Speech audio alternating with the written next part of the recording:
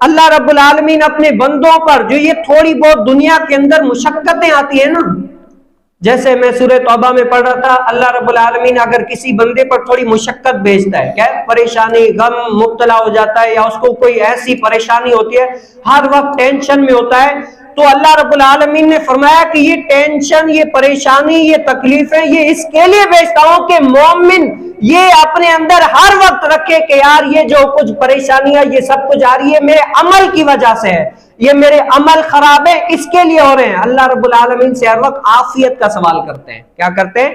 عافیت کا سوال کرتے ہیں۔ لیکن جو منافق ہوتے ہیں نا، وہ پتہ ہے کیا کہتے ہیں؟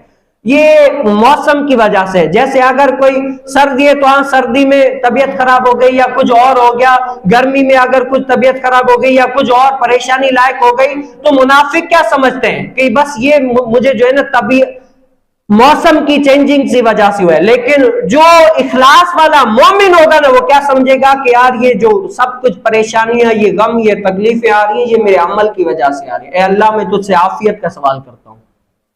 مومن بندہ یہ کرے گا۔